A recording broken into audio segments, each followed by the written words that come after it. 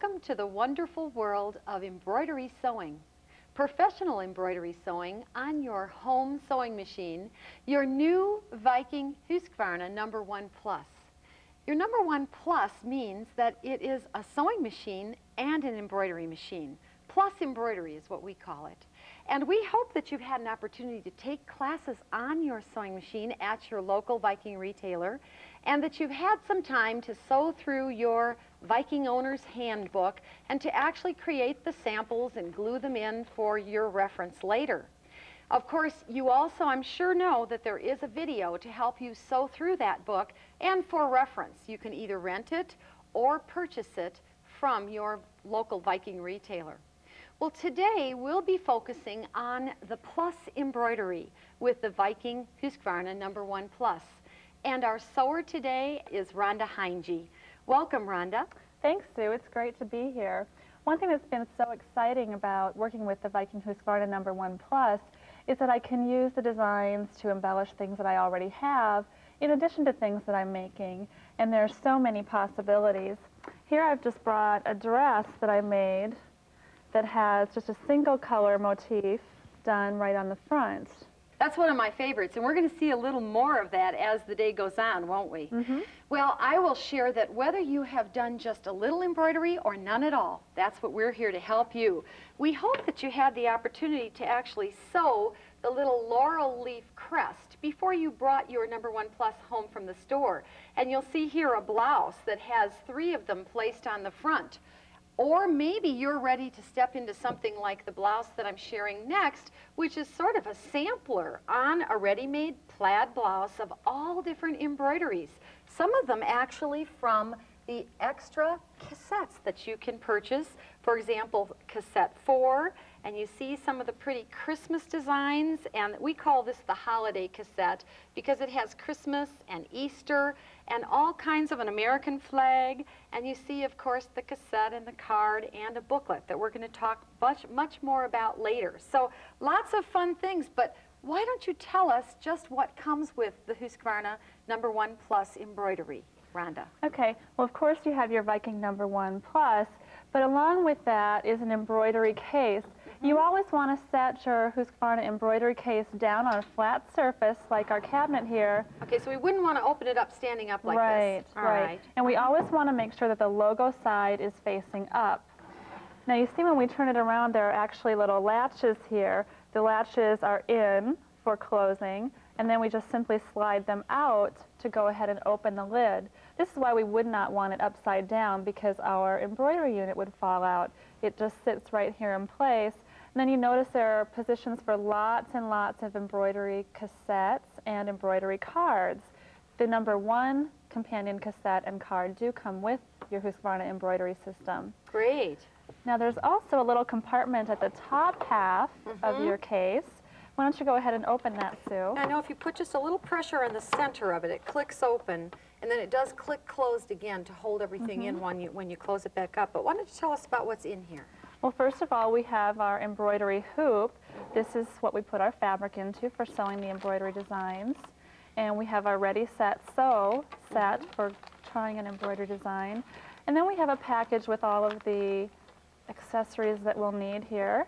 We have a Q foot, which we'll be talking about later on, and the R foot. Both of those feet are used for embroidery. A nice little embroidery scissors that comes with that works just real well for snipping your threads. You have thread nets. If you need a spool that's kind of lets your thread go real easily, you can put a thread net over the top. Then you have a template for placement, and also an embroidery booklet that shows all of the designs for each card. And I know they're shown full size and full color, and we're going to talk more about that, aren't we? Yes. Well, I think it's time to really show how to set up for embroidery. One thing I would like to be sure and mention is that we pick up our embroidery unit by the base. We don't grab it by the arm and carry it that way. You never carry a baby by its arm. That's so right. That's one way to remember it. And this would be what you'd need first, and I know you'll need your companion cassette, and we have embroidery card 1, and maybe I'll make a little more room. What do we do first to get ready at the Viking? Well, the first thing we want to do is just to simply go ahead and turn the power off on our Viking. So we'll turn that off. We never want to put the arm or the embroidery unit on or take it off with the power on. Okay. Then we'll go ahead and just slide our accessory tray off. Gives us like a free arm. I can take that. My bobbins are in there, so we won't want to get it too far away. Mm-hmm. And then we notice there's a little socket area here that needs to plug into our Viking Husqvarna #1. But Sue, I'm going to hand you a screwdriver here. There's actually a cover on the back of the socket. Right, maybe I can just turn the Viking just a smidge so we can all see it. There we go. And you're going to see that you just take a little screwdriver and just pry that off. And then it is suggested that you save that and put it back on when you're not doing a lot of embroidery. But now your embroidery unit can plug in right behind the free arm, right? Okay, There we go. good. So we'll simply go ahead. How do you get this arm over the free arm? You just come in from the back at the side, put your hand there, and just turn it into position and go ahead. There we go, and slide it right into place. Okay. Now you're ready to go ahead and turn your power back on. And you'll notice that the embroidery arm moves around into position. But to actually sew our embroidery, we need to do a few more things. First of all, we'll go ahead and put in the embroidery card. We've got that over here. Okay. It comes in a little package like this, and this is embroidery card 1. We see the one with the kind of the purple colored square around it. When we slide our embroidery card in, we want to just slide it gently up. If for some reason it does not want to push up all the way, don't force it. Okay. And keep it straight as it goes in. Straight up, yes. I know that our program display will show a little flashing embroidery card if we don't have it up all the way, so we know to give it a little bit further push, right? Yes, it will. Great. Now here is our companion cassette one, and this also has a #1 with a purple square around it, so we have color coding as well as number coding to make sure that we always have the proper card and cassette together. What we'll do is simply slide out the A cassette from the right-hand side here. We'll press in slightly to the left and then pull it towards us. Okay, so then it we just can pops take it right right out. out. Good. Now to put in companion cassette 1, we'll just slide it into the left and back into place. Okay. Now, are we ready? Well, we have a few more things we want to do. First of all, let's go ahead and on our companion cassette, over here on the right-hand side, there's actually an on button and an off button. We need to go ahead and touch the on to turn our embroidery unit on. Notice how the arm moved over into the ready position once we did that. Now, once we turn it on, we can look into our program display and see that there is now a picture of an E in a hoop in the program display. This tells us also that our embroidery unit is on. Good. As we move over to our program display, it's going to give us some information about setting up to sew our embroidery. It does. First, can we select a motif? Can you show us how we would select a design? Oh, sure. Very simply, we'll just go ahead and touch the picture of whichever design we want to sew. So that's all there is to it. We can look through the book, pick the one we want, and then touch the picture of it. Right. And Great. it just then says embroidery in our program display. Do we see a number that tells us which one we've selected? In the corner where it always tells you the stitch, before it said the letter of the cassette and the number of the stitch. Now what we have is the number of the embroidery card and companion cassette, which is in this case a #1. Then you see a little colon followed by the number of the stitch you've selected. Great. Very easy. Sure is easy. Well, what about threading? Is it different for embroidery? Well, we're going to thread the top just the same as always. So if I select a spool of thread, I'm using a rayon embroidery thread in a 40 weight. So it's a lightweight thread. A little finer than what we've been used to. And what I'll do is thread this onto the back. I'm always going to use my spool caps. This is the little spool cap that will go on top. And we'll put the flat surfaces against one another there. And simply... Now, for anyone who needs help with the threading of the upper part of their Viking, they can actually go to the instruction book or their Viking handbook or the video, actually, which is the handbook on their Viking, right? Yes. Okay. Yes. The bobbin, how about that? Okay, with the bobbin, we'll go ahead and open. We do have a front load bobbin here, and we can take out our bobbin case. We'll come back to the bobbin case in a little bit. To wind the bobbin, I'm simply going to go ahead and snap this on to the bobbin winder at the end. Again, if you're not sure where that is, it does talk about it in the beginning of the handbook.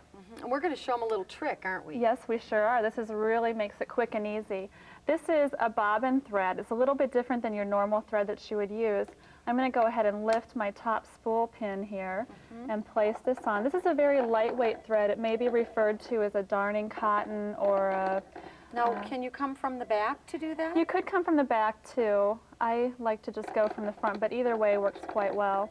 Okay. Just bringing it not through the needle, just through the little thread hook above the needle, Okay. across the front, under the nameplate, and then wrapping it around the bobbin on the side. Then, instead of using our foot control like we always have done in the past, we're simply going to touch what is our reverse button. It's the embroidery, run, and stop button that we use to sew our embroidery. When I touch this, it automatically starts the bobbin winding, and we don't need to fill the whole thing. Right. But you notice then that it'll go ahead and automatically stop once it's full. Mm-hmm. And I know you have several bobbins all wound for us. This is a finer thread than normal, right? Yes, it's a very lightweight thread. It's a 2-ply. The one we're using is nylon. You'll find it in your Sewing Machine Viking retail stores, known as bobbin thread or basting thread. Now what we'll do is go ahead and put our bobbin into the bobbin case, starting out just as normal with the Husqvarna logo facing us. And we'll go through the tension area, but where in normal sewing we just simply wrap the thread across the front of the finger, in this case you'll notice there's a little hole in the finger. Let me cut the end here so I can get a clean end. We're simply going to put the thread through the hole in the bobbin finger. Okay, and this applies just a little more tension to the thread so that the beautiful satiny thread is pulled underneath. And so we would use this for embroidery, applique, other decorative techniques, right? Yes, And that's all there is to it. Now, you cut that thread pretty fast. We don't have to bring it up, do we? Nope, it's going to come up automatically for us when we start to sew. So once you put it in, you cut it just as you would for regular sewing thread. Right. Okay, so we're threaded. We're threaded, Yes, but we're and- not quite ready. Okay. Okay. If we look in our info display, we'll see that it recommends the R foot. So we want to snap up our A foot, and I'll give it to you, Sue, to put into our Accessory tray. Accessory I'll do tray, that so it yeah. doesn't get lost. This is the R foot. It's a little clear foot that snaps on. And we'll simply go ahead, let's get the thread out of the way here, and snap that into place. So it snaps on like any other foot, but it has a little arm that kind of hugs over the shank or ankle. Right. And we do then want to put our presser foot pressure down to 1. Ah, That's right over here on the side. We'll just turn it down to a 1. And there is a number 1. now how did you know all Marking. this? On our info display, it tells us, you'll notice, the letter R for for our the foot. foot. And just to the left of that, it says the number 1, recommending a 1 for our presser foot pressure. And below that, there's a little symbol to drop our feed teeth. So right here beside our power switch, we'll go ahead and just simply touch the drop feed button. That takes our feed teeth down. Well, I know I usually suggest too that we think about new needle. If you've been sewing for a while with the needle that's in, or maybe you've done several embroideries, I don't know how you feel about this, Rhonda. What do you say about that? I always like to put a new needle in when I start something new, especially depending on some fabrics, you'll use a needle faster than others. And for this, we're using a Schmetz 80, just a Right. standard 80 needle for the embroidery, which seems to do the very best job with the 40-weight sulky thread. Change to an embroidery type needle if you use specialty threads like metallics or the sliver, like my little rose on the front of my jacket today was done, is one of our embroidery motifs, and it's actually stitched totally with the beautiful sulky sliver threads. So you're not limited to the rayon threads. You can use other threads as well. Adjust your needle accordingly. Right. All right, what do we need to do next? Well, we're pretty much ready to go here, but it's time to go ahead and get our fabric hooped. Yes, I know that this is really very important. The hooping of the fabric is probably the most important thing that we do, and that is that we get it in the hoop tightly, that with the right stabilizers, so that we don't have any skipping of stitches or lifting or puckering. And so will you share with us how we go about the hooping process? Yeah, in regards to stabilizer, there are so many different kinds today, and we'll be talking about a few different kinds, but what we recommend for most of your embroidery sewing is a real lightweight stabilizer, such as a Tear Easy. The reason we like a lightweight stabilizer is because you can tear it away very easily without distorting your design and pulling the stitches. Okay, and you have some of that there, right? Yes, I do. Can you show them how that kind of bends in your hand And they can distinguish it from like a heavier stitch stabilizer? Yeah, this one, notice how I had this in the hoop earlier, so it's got a little crease to it, but it's very lightweight and it'll just flip over. It's not stiff and it doesn't stay out straight. This is a good key to what stabilizers will work best. And you can see too that it does tear very easily. And so we do use more layers of this. And what I'll be showing is that we actually want to place 2 layers in the hoop and usually a 3rd layer underneath the hoop. When we look at the hoop, there's actually an outer part and an inner part. We're going to loosen the outer portion here with the screw and slide out the inner hoop. Then go ahead and we'll place 2 layers of stabilizer. Okay. We've got 2 layers there. We'll place those over the outer hoop, which is the larger one. And they should fill the hoop. They should be caught in the hoop when you put the little one in. Okay, so you put the larger hoop down. I always know the hand embroiderers because they'll do it the opposite way. Right. Okay. Then we want to place a piece of fabric with the right side up over the stabilizer. Now I usually stand up when I put fabric in the hoop, so this is going to be a little bit different. But if you notice on the inner hoop, there's actually an arrow pointing down. That goes to the bottom. There's also an arrow on the outer hoop. Those two should match up. And you want to place it first down into the bottom. And I usually use the heel of my hand, but I'm usually standing up, so we'll try it this way. Then I see. Just snap. So it's important that this be put in there really taut. Right. If you see any bubbles or anything, you'll want to just gently pull the area. Okay, and I know sometimes I take and pull toward me like this to tighten that hoop up. What about the screw then? Do we tighten that Then really? we'll just go ahead and tighten it back up nice and tight. Actually, a 5mm Allen wrench will tighten that up if you don't want to do it by hand. Okay. Okay. I know they say it should be Gets like a it drum, real. right? Can we check that? Good job. I know I like to give that inner hoop just a little more push too. And that helps And tighten let it down it in. extend just about a 1/16 of an inch all the way around below, and that makes it really tight in there. It's so important. This can be the key to really beautiful embroidery, can't Right. it? And really, if you notice you're having trouble, it may be that your fabric isn't tight enough. If it, if you have trouble with your design stitching, make sure that you have that nice and tight, because that does make all the difference. Can we talk a little bit about some other stabilizers? Because there are Sure. times we would use some different stabilizers, are there not? Right. When you're working with knits and real stretchy fabric, it's a good idea to take a fusible stabilizer and place on the back of your fabric. Just go ahead and press it on. Here's the crest on that same laurel leaf on a sweater. And to do that, we actually fused Totally Stable, which is an iron-on stabilizer, to the wrong side, of course, in the hoop. In the and then hoop, put it in the hoop. placed in the hoop. But then on the right side, A layer of solvy.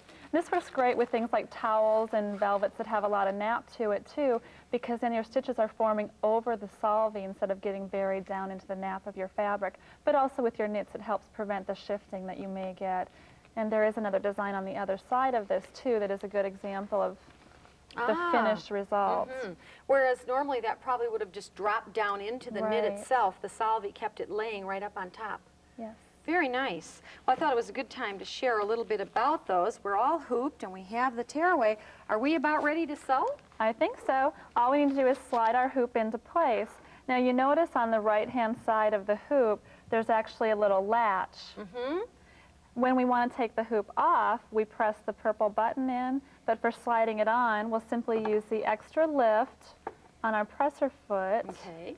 slide it under the foot, and then if you can see, I'll just slide the latches right into place. Great. It clicks into place, and there you're ready to go.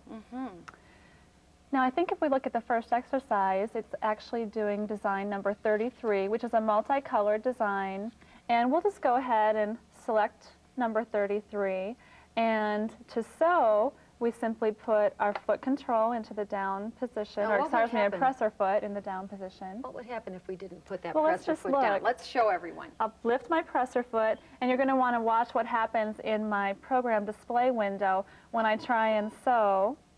Oh, Oops, wrong it's thing. going to be right there on our little presser Let's foot on the press info here. display is going to, It's pressing, yeah. it blinks and it won't sew. That's just a real nice tip because you can't goof. If anything that ever happens on your Viking, if you're not doing the right thing in the right order, it'll just beep and say, put me down, whatever's blinking you need to do. So Right. you just put the presser foot down. Good, Rhonda. Okay. Thanks. Now, what we'll do is go ahead and put our presser foot back down and simply touch run once again to sew. Now, after a few stitches, now over in our program display, you'll see a little pair of scissors that's flashing. What that's telling us is to go ahead and clip our thread. If it's easier to lift the foot again to clip that thread, you can go ahead and do so. Make sure that you get the right thread. Yeah. Just clip it out of the way, and then simply lower your presser foot once again and touch run to sew. And that's all there is to That's it. all there is to it. We could actually go and unload the dishwasher or do a little more work around Whatever the house, you need couldn't to we? do, yeah. Now we'll notice that once it finishes sewing the design, or the first color of the design, this actually has several colors, what will happen is it will change from spool color 1 over here, it'll change to the number 2, and it'll flash the number 2 at us so that we know it's time to put in color number 2. And there again, anything that's flashing is what we're supposed to be doing when it That's right. stops sewing. I love the ease of the embroidery, and the other thing about it is that it really is such beautiful qualities. The stitches are so creative, lovely sewing creativity, and we're going to be showing you some cut work and some quilting a little bit later. But should we show them a few more samples maybe Yeah, while let's you're go sewing ahead. color number 1? Because at home we'd probably be putting ourselves to work with something else. Well, I love the fact, of course, that we can do some heirloom work. And of course, one of the things we like to tell everyone is that our Viking number 1 Plus is so many machines in one. It's not just a sewing machine that does embroidery. It, of course, has a sewing advisor that does all your regular sewing and at the touch of a button. But this is a wonderful heirloom pinafore with the D7 entredeaux insertion. And here's one of my favorites. You're going to see that it's my favorite because I have it on who knows how many things. But one of the pretty embroideries around the bottom of the pinafore. And what a difference to add just a little bit of embroidery to that pinafore. Isn't that true? It really does add a lot. And I know you did the little sewing bag, didn't you, Rhonda? Uh-huh. And we could, it actually has a little tie here. We could close Why it don't up. you tell everyone a little bit? I've got my thread in there. Yeah, it's a great little sewing bag to use for holding all of your goodies. Of course, there's a pocket. We have it stuffed with some batting right now. See if I can tie a bow here. But inside, you'll find that there is thread. You might keep needles or scissors or any of your little goodies that you need for sewing. And this, again, uses some of the quilting motifs that we'll be talking about later on. I know this, for people who would like to make it, we did show this on the Art of Sewing television series, and it is found in book 5. So if you'd like to make a little sewing bag, we copied one that had been my grandmother's that was falling apart. Well, the embroidery is wonderful for gift items, and an example might be a little towel or bib for baby. Or one of the things that we're actually having a good time doing is buying some ready-mades, and here's a little romper. This is a design off of cassette and companion card 3. Yes, so one of the accessory cassettes, but there are so many little ideas. And I love this one, Rhonda. I think you did this one. You Yeah, took a I little did. ready-made t-shirt. What did you do there? I actually sewed the clown, and we'll be talking later about changing the size of our embroidery designs. This was made a little bit smaller, and you can even rotate in the hoop if you need to. We'll see all of those things later as we move further into the book. But you know, doesn't this take just a plain little shirt and make it into one that you would pay lots more for? Definitely. And something that you can do really special for those children or grandchildren. In fact, mine love to sit on my lap and watch the embroideries form as I'm making the little embroidery motifs for them. And what's been fun for them is they look at the cassettes and decide which one they want to pick. Well, I heard a beep, beep, beep. We heard a beep, and if you would notice in the program display, it's now saying we need color 2. So we could actually go ahead and rethread. We would just simply clip our thread. So we'll always be prompted. Now, how do we know which color is color 2? Okay. We could, of course, look in our embroidery booklet, and it would suggest all of our colors, but a real easy way to do it is simply to touch our cursor right button and see that it says light green in the program display. That way we know that we want a green. So we'll go ahead and take a light green here, and I think I dropped my spool cap back there. I don't know if it's... Oh, there it is. You there got we go. it, right I got there. it. Okay. And we'll simply go ahead and rethread with color 2. One of the challenges of doing these videos for our viewers is to get everything on this table, to be able to share it all with you in the right order. And so it's great fun. Well, there we go. You're all threaded. Now we just touch run to sew. Once again, you'll notice that it will take a few stitches, stop for us to clip our threads. It's flashing the little scissors, so we can come in and clip our thread, lower our presser foot, and touch run to sew. Great. So now it's going to go ahead and do the green stitching. For color 2. And I think I'll just go ahead and pull up the completed design so we can take a look at it. Great. That's what it will look like when we get it all finished. One of the things I really enjoy about the book, these don't take too long to stitch, and I think you'll notice, everyone, that a fun thing that happens is that the speed actually is electronically controlled by your Viking Husqvarna #1 Plus, and it changes sewing speed according to the stitch that's being done. So when it's doing a stitch that requires a very more stitch by stitch, meticulous type sewing, it will actually slow down for very wide satin sewing. And then when it can sew faster and do really quick designs, it'll speed up and go vroom, vroom, vroom, vroom, vroom, vroom, vroom. And so it really is wonderful that you don't have to think about it. And of course, I think you've realized we didn't make it really clear, Rhonda, that we aren't stepping on the foot control. You aren't stepping on the foot control. We're not using it. That you simply touch run, the reverse button, when you want to start. And if you ever wanted to stop in the middle, can you go ahead and stop simply this? just touch this again. It's both a run and a stop button, so if you do for some reason want to stop in the middle, that's all you have to do is touch it again, and then touch run once again to restart. Right. So that's great. And here you see the book with your designs pictured all full color. There's the finished design. There's the picture of it. So you have a really good feel for what the size is, what it's going to look like, and the sewing time, 6 minutes. And of course, the recommended colors. Obviously, we don't have to do it in the colors recommended, right? No, but it does give us a nice recommendation. Yes. Okay. Color 2 is done. Color 2 is done, so... I'm thinking maybe we should move on and do some other techniques. What are you going to share with us next? Well, I'm going to go ahead and slide this off and just clip our threads, and we'll set this out of the way. The next thing I want to talk a little bit about is actually doing our placement. There are a couple different things that help us a lot with the placement. The first of those is to look at our companion cassette and actually notice here that there are a number of arrows. You notice arrows that point off towards the corners. There are 4 of those. And you notice arrows that point straight up, to the right, down, and to the left. The placement arrows are the ones that point up, down, to the right, and to the left. Those can be used to move stitch by stitch up, down, to the right, or to the left for getting that perfect placement. What I'd like to do is just go ahead and show you a little bit how that works. So I'll put this piece of fabric in. It's already hooped with a stabilizer. And as we mentioned, or I think we mentioned this earlier, it's a good idea to go ahead and place another piece of stabilizer, an extra piece, under the hoop, in addition to the 2 layers that are already caught into the hoop. And this is relatively new to the home sewer. We learned this from professional embroiderers who came to actually give us training on the professional embroidery and some on the customizing and digitizing, which are accessories for your #1 Plus, and the instructions are found on a separate video. But they were the ones that clued us in to the fact that we would have a lot less puckering and a lot finer end result, less bulk under there, if we used multiple layers of a very soft, easy to tear, in other words, tear easy stabilizer, rather than one thick, crisp layer. Right, Rhonda? Right. Now, with this design, I'm actually going to touch number 30 on my cassette. It's kind of a leaf and stem design.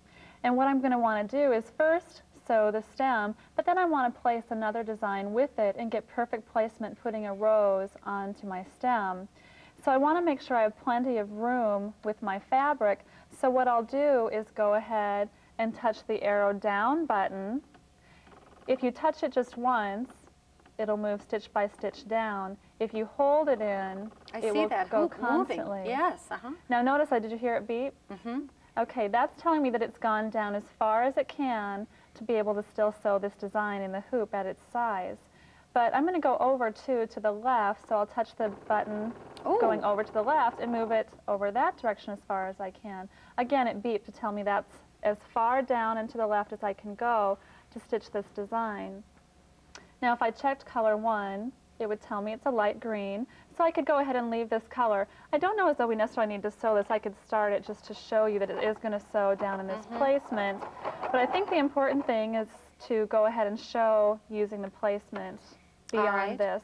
So once we have this one sewn, we'll go ahead and we'll have a design like this. All right, so that would actually have formed down in the corner of the hoop. Right. Uh-huh. Then the other way that we can do placement is by using our embroidery booklet and our template. Okay, and I'd love for you to show them that because I've used this so much myself. That's the tremendous advantage of having full-size pictures of the embroideries. Well, we're going to take design 8 here in our embroidery booklet. It's just a one-color design. And if you notice in the booklet, there are marks. There's an arrow, 2 lines, and a 3rd line pointing up. Those correspond with the marks on the template. The little center point marks with the cross there. And those also correspond with the marks on the inner hoop. To help with placement, what we can do is simply lay your template, see if I've got that lined up there, onto the picture in the embroidery book. Make sure all the marks are lined up. And this is actually... There we go. Does it slip? They can probably see better than we can. Yeah. This is actually a template pencil. It's designed to work with this. It'll wipe off. And you could actually take, and I may not be getting this just perfect because I'm kind of at a funny angle here, but... Just rough out the outline of your design. Right. And then once you've drawn it on here and used it, it'll just wipe off, won't it, with a damp rag? So now if Let's we put it put over this here on and they here, can you see can it. see that we've traced the basic outline. Okay, And so we have the basic outline in the center, all right, and we haven't mentioned, but the design will always start sewing right in the center, won't it? right. Take the design and place it on the stem so that it's touching, or however you might want the placement to be. And we'll go ahead and mark. And this would be with one of your water-soluble or air-soluble markers so that that comes out of your fabric later, or chalk, of course, on dark colors. Okay. Now when we take this off, we then have our placement marks so that we go to rehoop this using those marks. Now again, I want to point out the markings in the inner hoop so that we're clear on how those work. There's a little mark down at the bottom by the arrow. That would go along with this. Then on the side there are actually 2 sets of marks. See that arrow, you can really see that. Good. There's one that seems to be actually in the very center. That's not the one we use. We use the one that's down slightly towards the bottom. Those correspond with these placement marks. And then the top mark. So we want to get our fabric hooped in this way. So again, we'll place the inner hoop on the bottom. The outer hoop. Or the outer hoop on yeah, the bottom, bigger one. excuse me. We'll place our 2 layers of stabilizer so that they'll be in the hoop. And then we're going to lay our fabric down. All right. And again, I'm at kind of a funny angle. Usually I would be I'm not standing sure we up, have to but take the time to go ahead and hoop that, just to show that this really would be odd to put it in on diagonal, but that's what's going to make it. Show us what we end up with if we hoop, and then do we start with the... Well, what we want is we want our needle to start in this position at that dot. So again, if we don't get it hooped quite perfectly so that the needle automatically wants to start right there, we can again go in and use those placement arrows to line it up just perfect. That's the beauty of those placement arrows, isn't it? You can move your hoop up and down and place your design right where you want it. And there we see with the rows added. And you can still kind of see faintly the marks I used for placement there to put the rows right on the stem. I see. Of course, this can all be done on the computer with the customizing system, but this is a fast way to do it right here on the #1 Plus. That's right. Good. Well, I know I'm wearing the next example. It's mirror imaging, am I right? That's right. Now, on my blouse, I actually did do 2 little designs, and one's on one side and one's on the other, and I wanted them facing opposite ways. And this was a funny thing to put in the hoop, like you just showed, but so many people ask, well, how did you put it in the hoop? It was a ready-made blouse, I sewed an extension on. Do you want Yes. to tell a little bit about that? I have a sample here I'll get Yes. for us to look at. And one thing that I think is so neat, Sue, about our Viking Husqvarna #1 Plus is that if we need to do something like, for instance here, we basted this extension onto the fabric, we don't have to turn our Viking off, take the the embroidery unit off and all of that. All we need to do is simply turn our embroidery unit off and touch baste on our sewing advisor, and we're ready to baste that into place. We can sew with our hoop or with our embroidery unit on. Yeah, I think that's really important because there are times we do want to sew with the embroidery unit in place, but you can see here that the edge of this blouse, if we had wanted to put a design along this edge, would be way, it would hang, you know, it would hang open in the hoop. So you have two options. You can either fuse it to a piece of stabilizer, or in this case we've actually basted by touching based on the sewing advisor that dark colored fabric on.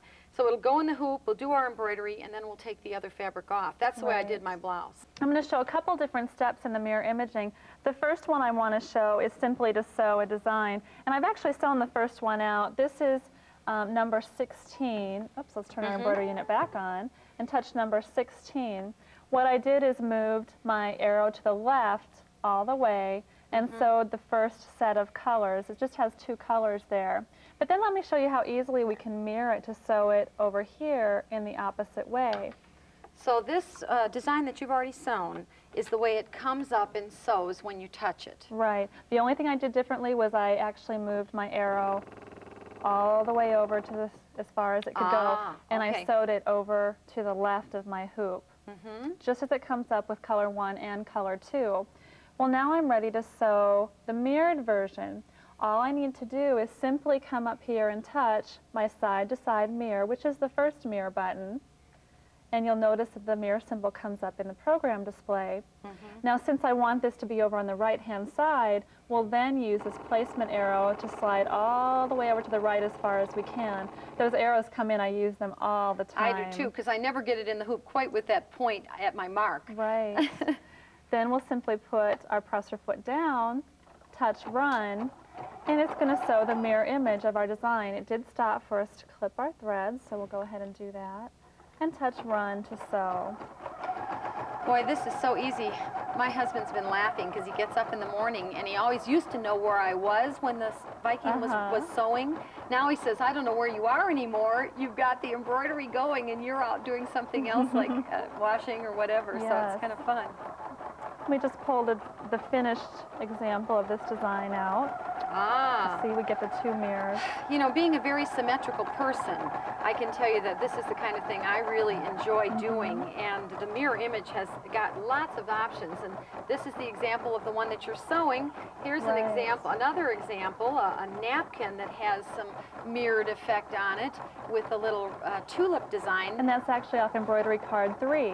Okay, so that's one of the accessory embroidery cards, and then at Christmas time, I did this sweater, and so I love to share with you that it is easy to do sweaters, and again, this is one of the holiday designs off embroidery card 3 as well, and so you can do lots with the mirror imaging, and it's simply the touch of a button, right? Right. Now, you have a little trick for us on this, right? I do. I'm going to touch stop here to just go ahead and stop, and I'm going to take this one out of the hoop, and I'm going to move on to the design that Sue was showing you that she has on her blouse there. And this one, of course, has several different colors. There are actually 4 colors to that design. And I've gone ahead and, again, I've sewn out the very first color. All right. There are 4 colors to this design. I've just taken color 1, and I've sewn it in its original position, the position that it comes up at when I touch this design, which is number 24. So we've done 24, color 1, the very first time. Now, it's already at the beginning here, so in this case I'll just simply touch the mirror button and we'll go ahead and start, and I'll just let it sew color 1 in the mirrored position. So what we've done is we've skipped color 2 over here and gone back to color 1. Now at this time, since I cheated and did the first one before we started, I didn't actually have to use my buttons, but as this is sewing, let's look at our companion cassette again and just point out these buttons. Here we see a little spool of thread with a minus above it and a little spool of thread with a plus. These are our color step plus and minus buttons. Of course, the color step plus will advance us forward to the next or any color ahead in the design. And with the color step minus button, we can step back to a previous color. So can I just clarify that? You Yeah. sewed the green of this design as you touched it. And then you wanted to sew the green in mirror image, is that right? That's right. So you color stepped back to color 1, and then you touched mirror image. Right, so now Great. we're ready for color 2. So as we sew through color 2, you'll see a little bit more clearly just how that works. We'll take off our green here. And if we look for color 2, what color we need, by touching the cursor arrow, we see it says red. I'm going to go with just a little bit darker pink instead of a red. Certainly, these are just recommendations. You can do any Right. color you would like to do. And sometimes you'd rather match the outfit than the colors in the book, I'm sure. Exactly. I'm touching run to go ahead and start color 2. It did stop for me to clip my thread. And we'll go ahead and let it finish sewing color 2. Now notice I didn't jump back to my original position. I just sewed the color 2 over in the mirrored position where it was ready to go. Now after it finishes color 2 on the mirrored side, we want to then sew color 2 back on the original side. So then we'll see how we use that color step button. And that really shows what a time saver it can be. Right. While you're doing that, I know your Viking is on a beautiful little placemat that matches the napkin, and maybe I'll share one of those. Oh, is it done It's already? done already. Man, it's so fast. Now notice here in our program display it is telling us that we're ready for color 3, but we want to jump back and do color 2 on this side. Right. So, a couple different things I need to do. When I mirror a design, I need to mirror it at the beginning of the design. Okay. So, I'm simply going to touch my color step minus button 2 times to go back to the beginning.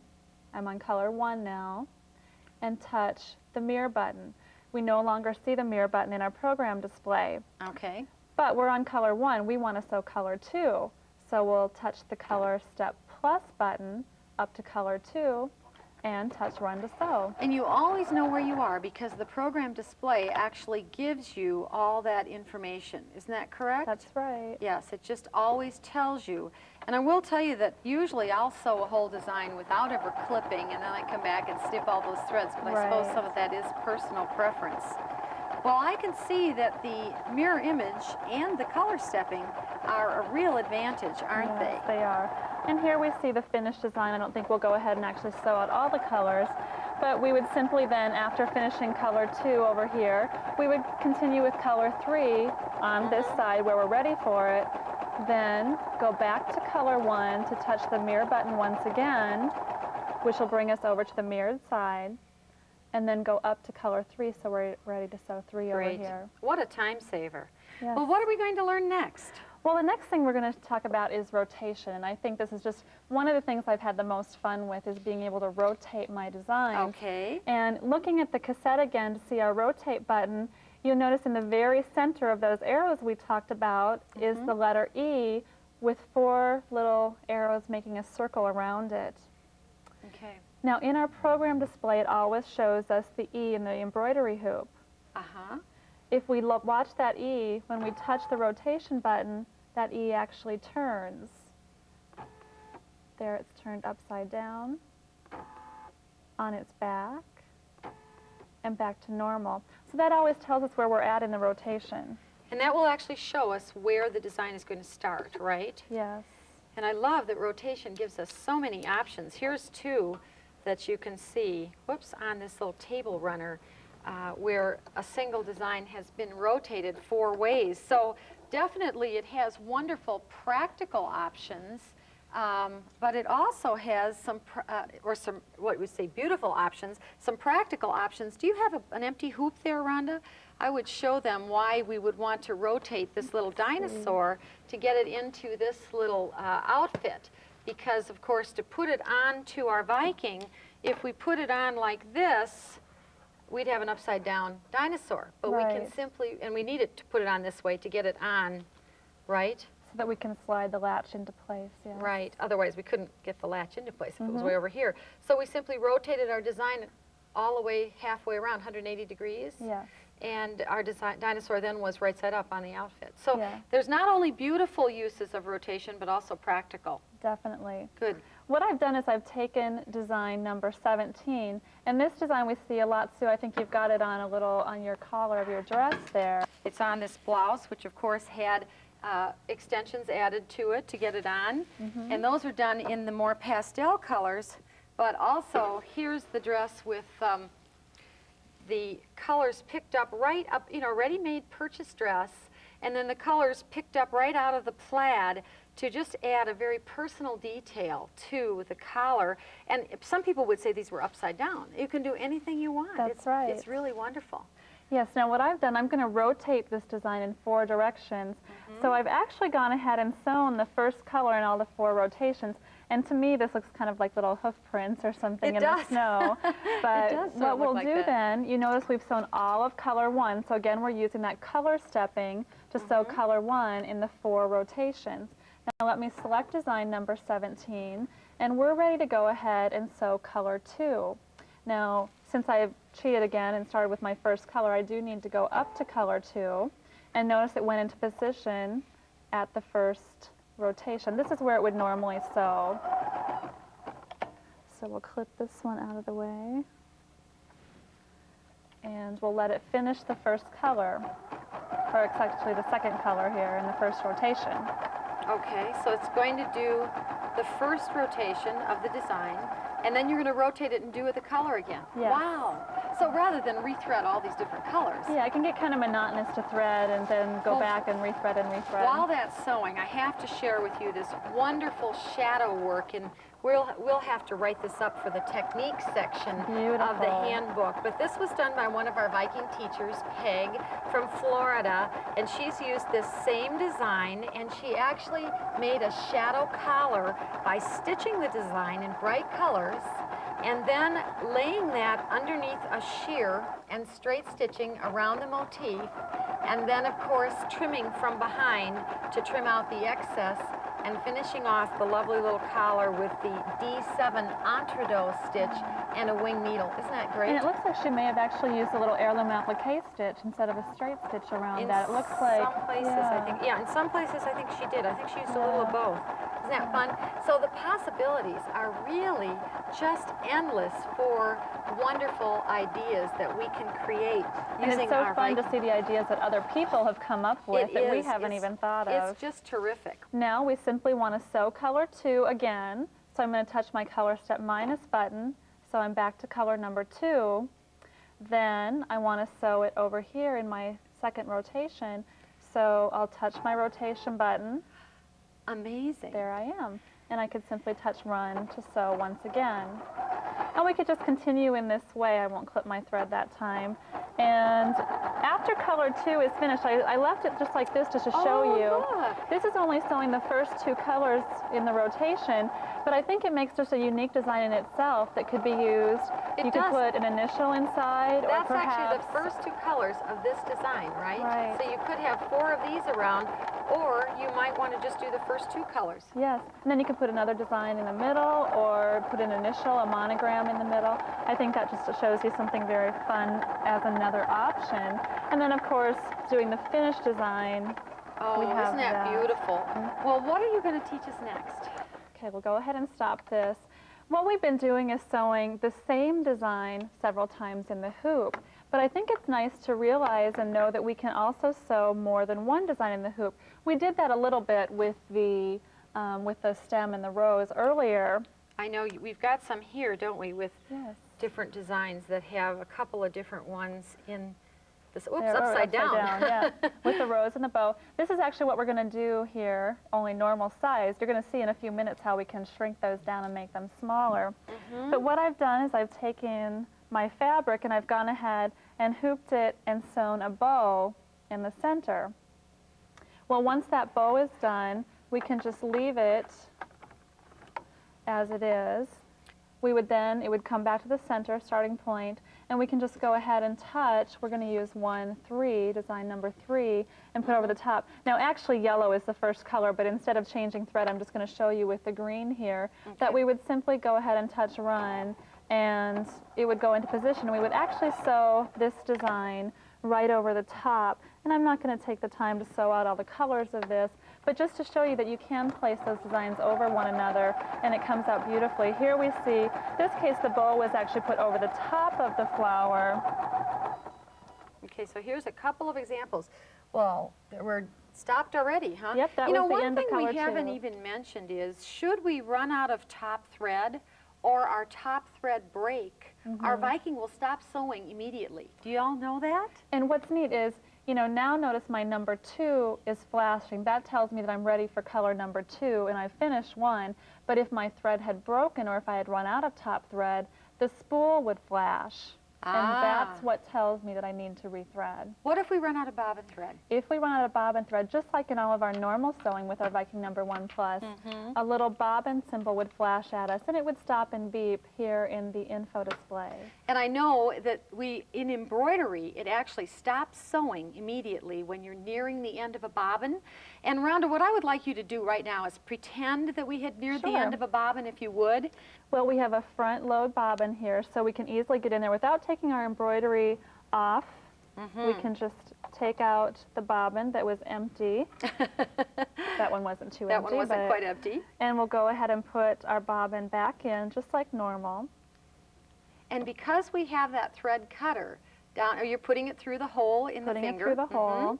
For embroidery. And then, once again, we'll just place it into position, cut the thread with the little thread cutter, and I'll just start with green again. We're supposed to change to a different color, but it would just automatically go ahead and start sewing again for us. Now here again we have the finished design in the appropriate colors instead of what I'm doing here. So this is actually what you're sewing. The bow was first and then the design over it. Yes. And it's similar to what we did here, but a little different. What's the difference? This the one, same size. No. Right. This one was done in the normal size as it comes up, and this one was done in a reduced size. One thing that we've been doing is using the color changes, and it stops every time to tell us when there's a new color. But we notice that actually the stop sign shows in the program display. Now here it's ready for a new color, so it stops and we would change the color. If for some reason we didn't want to change colors during the design, we could simply touch the stop button at the beginning of the design. It would disappear from the info display, and then we wouldn't it would just continue sewing all through all the colors. Now I know that these designs are actually different sizes. Right. And that's pretty easy to do, isn't it? What we have to do, I'm just going to bring up this design here. I've done actually the heart quilting motif in the hoop. This is the normal size. When I go ahead and touch the heart, it comes up at a stitch length of 4.0 and a stitch width of 4.0. And what we'll do, let me just slide this on. If I wanted to, for instance, make this smaller, in this case, let's touch the stitch width minus button. It goes all the way down to 2.5. If I try to go lower, it beeps at me and tells me that's as far as I can go. I'll take the length down the same distance. These are actually proportionate to one another, so if you want a design that is, there we'll clip our thread, if you want a design that is tall and narrow, or one that is short and wide, you could actually change those at a different level. I think we have a little sample of that done with actually Omnigrams in the hoop, if I could so if you that. wanted to make a wide design, you could make the width wider and leave the length the same. Or if you wanted a tall design, oh, here's an example of the bunny. His width was very wide, but his length wasn't changed. And I know you can change the design sizes from 50 to 150% their normal size. Right, and it does vary. You know, for instance, this design I can change from 2.5 at my length and width up to 4.5, and this gives the full range here. But some you may be able to go from 2.0 to 6.0. It just depends on the original size of the design. Well, now, you brought up this little bunny, and that brings in a whole new thing here. We can actually sew other stitches in the hoop. Yes, we can. And it really, any of the stitches from any of your cassettes can be sewn in the hoop. And it's really very easy to do. We just leave our embroidery card in place. Okay. And I'm going to take out my companion cassette. But we would have it turned on already. It is turned on and the embroidery is on. Then what I'm going to do is, in this case, I'm going to take my L cassette, which has many Omnigram designs on it. I'll place the L cassette in, and we'll just touch, for instance, the bunny. Okay. The bunny then is going to come up at 4.0 and 4.0. If I wanted to sew that, here I've done a real big bunny in the hoop. So you just slide the hoop on and touch run. Oh, it means you could sew them without stepping on the foot control, too. Right. Let What me a just time show saver. real quickly, for instance, that if I did want to move in the hoop, we can also do that. Once I've selected the design, I don't need the L cassette anymore, so I could come back to my number 1 cassette. And for instance, I don't want to sew the little bunny on top of the big bunny. Let's go down So in you size. could change the size and I've move changed around. the size, and I'm moving up.